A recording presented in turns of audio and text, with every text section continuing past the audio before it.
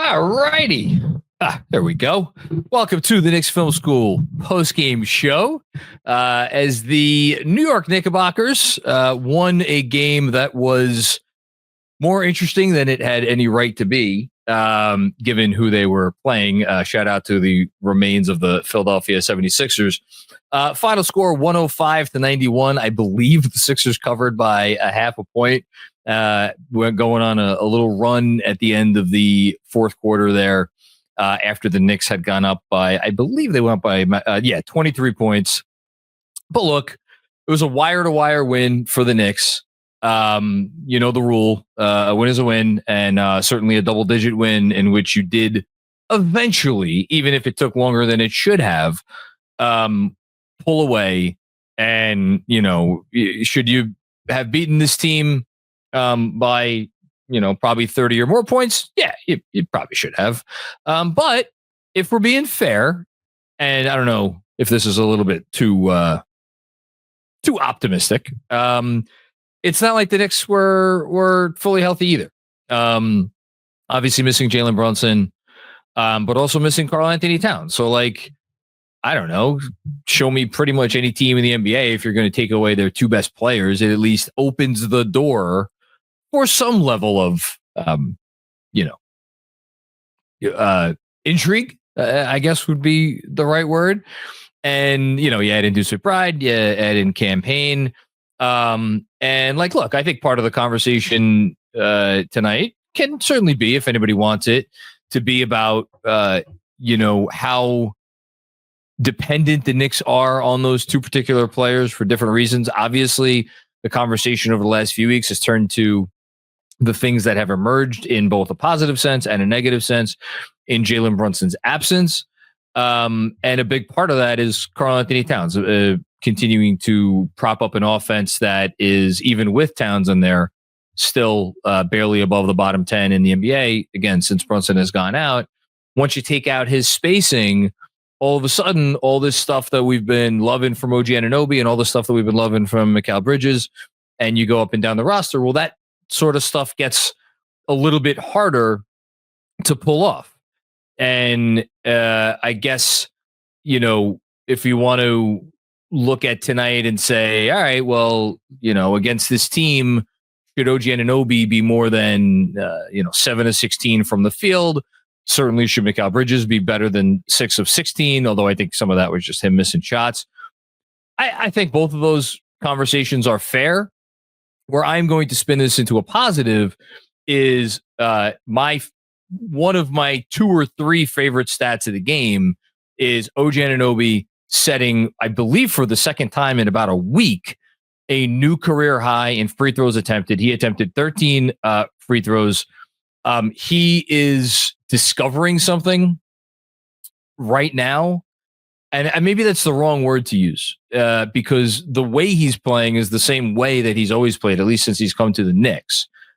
But the level of confidence, and obviously, you know, Breen talked about this all night, and we've, I think, talked about it generally over the last few weeks. The level of confidence that OG Anunoby is playing with tonight, finishes this game with 27 points on 16 shots. He's playing like an all-star level player right now. That said, I don't think OG Anunoby is the leading story from this game. Mikal Bridges, I mentioned his struggles from the field, hit some big shots in the third quarter as the Knicks offense was really, getting like OG had a little bit of a rough patch in the third quarter where he turned it over a few times and wasn't able to get the shots off as the Sixers converged. The one negative number in his stat line was 6 turnovers. A bunch of those were in the third quarter. So Mikal Bridges hit some big shots in the third, only finishes with 14 points on 6 of 16 shooting, although he was a team high plus 23. He's not the lead story. DeLon Wright having another solid start in the place of pick your missing point guard, is continuing to show himself to be a competent addition to the roster. I think at this point, all things considered, you would have to say, and Jeremy talked about this a little bit on our show, that the Knicks won that trade because they're getting quality minutes. I mean, the dude played 33 minutes tonight, and I thought looked pretty good. I mean, he got 3 steals, made some shots, made some nice passes. His defense is absolutely a big part of what is working for them right now. He's not going to be the lead story of this game. No, the lead story of this game is going to be Landry Shamet. And Landry Shamet has had himself a season.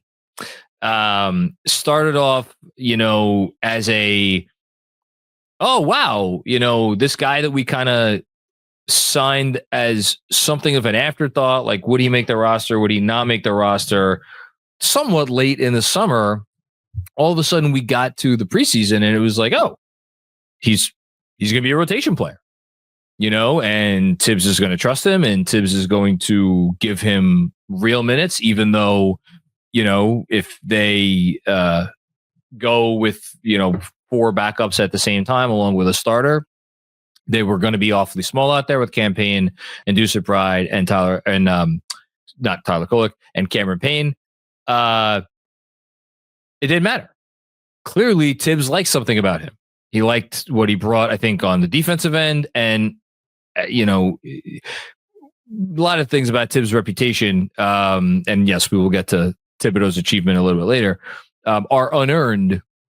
One of those things is that he does not appreciate shot makers.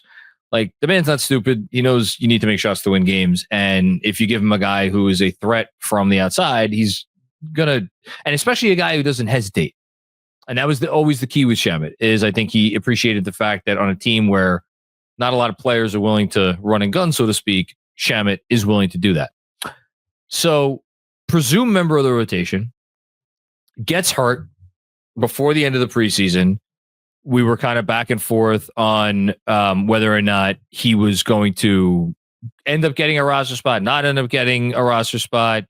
And he eventually comes back with the team. Not long after, reclaims his rotation spot. And it is pretty universally underwhelming. And it's underwhelming because the guy who throughout his entire career has been referred to as a shooter did the thing that he's done pretty much throughout the entirety of his career. And that's not hit enough shots, or at least not hit enough shots to justify that reputation. When you are DeLon Wright and you bring the level of defense that DeLon Wright brings, you could carry whatever DeLon Wright's career 3-point percentage is. It's not very good. Shamet has a higher 3-point percentage than that because he started off his career very, very good from 3. But over the last 3-4 years, it has left a lot to be desired. So, and then on the defensive end, like, yeah, he tries hard and all that, and he never gives up on a possession, but he's also like, he's small. He might get beat sometimes. There are times where he makes an error in judgment as far as whether to switch or not to switch, or, he might not take the right position. Like, sometimes trying hard isn't enough. And so there's all these things that, relegated Landry Shamet to this place where I think a lot of Knicks fans would have been perfectly fine never seeing him enter another game for this team. And then a funny thing happened after the All-Star break, which is that the shooter, or the alleged shooter, actually started hitting shots. And I think it was his first, I have it right here. I mean, I don't know how long you want to go for with this. If you go his first 10 games after the All-Star break, he hit 45.8% of his threes. And then we're not talking huge attempts. We're talking 11 for 24 over 10 games. So a little bit more than 1 3 a game, but this is in only 13.6 minutes a game. So he's going out there. He's taking about 2.5 threes per game in about, 13 minutes. He's reclaiming some of that belief that maybe you had in him. And then he goes back into another slump. And over the 1, 2, 3, 4, 5, 6, 7 games after that, back down to 20% from 3, 5 of 24. And I think at that point, we were ready to call it. We were ready to call it. Time of death was what was the last game that he didn't shoot particularly well from deep. March 25th against Dallas. Although in that Dallas game, he only made 1 of 4 from 3. He did make 3 of 3 from inside the arc. So maybe that was a sign of things turning around. And sure enough, when the Knicks have needed, with no campaign and no Brunson and no Deuce, they needed someone to step up in the rotation. Over the 3 games coming into this one, Shamet had hit 8 of 16 attempts from 3 and 11 of 22 overall, averaged exactly 10 points a game over the 3 games before this one, and then culminating tonight in what was unquestionably not close, his best game as a Knick, 20 points, 7 of 12 from the field, 6 of 11 from 3. And for me, Landry Shamet is the player of the game, and Landry Shamet is the story of the game. And you guys know me by now. I don't tend to go on and on about things that I don't think matter big picture. And the reason I just gave Landry Shamet a solid 5-6 minutes of my time here in the opening monologue is because of a conversation I had with Andrew Claudio at the start of tonight's playback watch along. Shout out to everybody who checked us out on playback and on YouTube, which was Andrew basically saying, I kind of assume, I'm saying for Andrew, that he assumed that Shamet was going to get rotation minutes come playoff time. And I was like, you're nuts.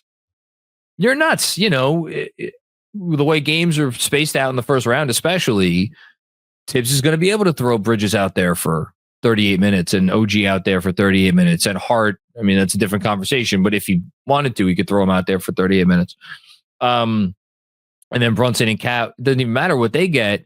But between the minutes you're going to give to Mitch, now that we're seeing that he's comfortable with the Mitch and Cat lineups together, between the minutes Deuce is going to get and between the minutes and the minutes that Campaign is going to get, I was like, I just don't see the minutes.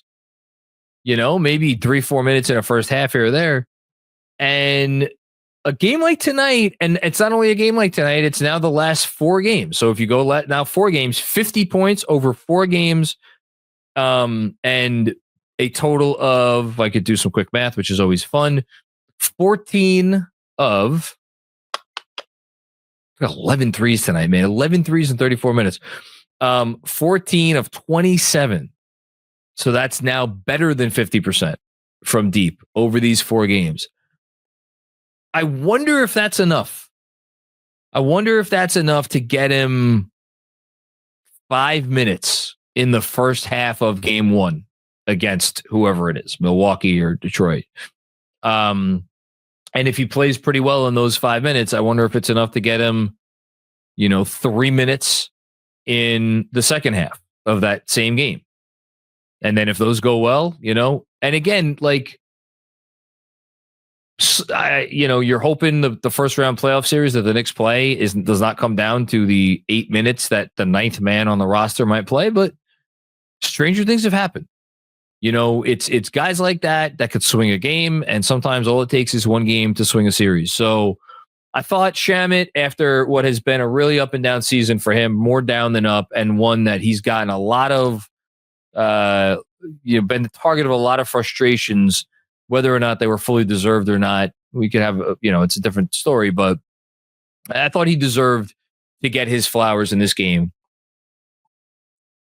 Overall, look, it's the Knicks' 48th win of the year. They are now 48-27.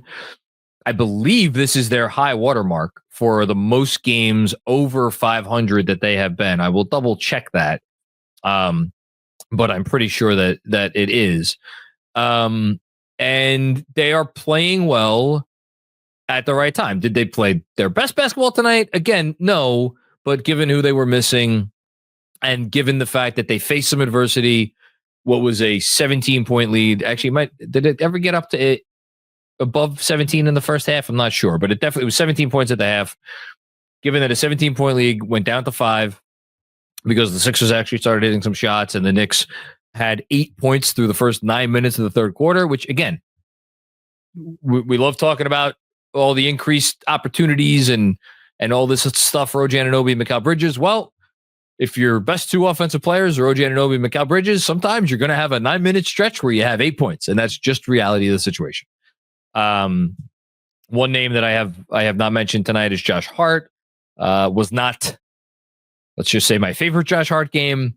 Would love to see him get going at some point in these next 7 games. I should mention Mitchell Robinson. Congratulations, Andrew, by the way. You took the under on 24.5 minutes, which was the line that we set for Mitch minutes before this game. He played 21 minutes. Exceptional first half for Mitch. A little bit of a more muted impact in the second half, but still 14 rebounds, 7 on the offensive glass. All 14 of his points came in the first half. Tyler Kolek, is another 7 assists. However, his first real pockmark as far his little or mini rookie resume here with 4 turnovers. Some of those not so great. Sixers pressured him and he did not always respond well to that pressure. Again, shout out Benji Ritholtz. He's talked about this several times. Tyler Kolek needs to score. If he does not establish himself as a scorer, he becomes a lot tougher to play. Did make I thought he had a nice runner down the stretch, which hopefully is confidence boosting. Did hit a 3 in this game, so that's good too. Precious Chua, man, Precious, take a bow, brother. 1 for 11 from the field. I know Bridges went 1 for 11 in the first half against Philly. The same Philly team, the same shitty team. He also came up with some really big buckets in the third quarter. Precious Chua to go 1 of 11 against the Sixers team. That's special stuff, my friend. And many of those 10 misses were not close. And the one make that he had, the make was a legit make. It was a nice move and it was a nice finish. It was a something from short mid-range. So in any case, but 1 for 11 for Precious Achua with 2 turnovers to boot. He played some nice defense, so I don't want to get on him too much. But again, the less said about him, the better. Again, you did what you had to do against a very bad basketball team. Did they know that obviously we're playing a terrible basketball team tonight? Of course they did. That's, I hope, why Karl-Anthony Towns sat out this game. That's, I hope, why they were not playing what I would define as the most serious basketball throughout some of this one. But, you did what you had to do to win. Tom Thibodeau ties Pat Riley for most wins, 4th most wins in franchise history. A nice achievement for sure. I think it'll probably mean something to Tibbs if he, I'm assuming he's going to get another win as Knicks coach. To pass Pat. Obviously, Pat was only here for 4 years. This is Tom's 5th year. But I'll save more thoughts on that for whenever Tibbs passes Pat, because I'm not sure it was very much coaching involved in this game one way or another. That's really it. I mean, we could go in a bunch of different directions with this one. Whatever you guys want to talk about is cool. I would think that the conversation tonight will be mostly positive, but you never know. If you want to be frustrated with this team that they let it get down to 5 points against, again, I would say pretty comfortably the worst team the Knicks have faced this year, that's fine. But again, no Brunson, no Cat, no Deuce, no Cam, and you were up by 23 points in the fourth quarter. So, you again, did what you needed to do.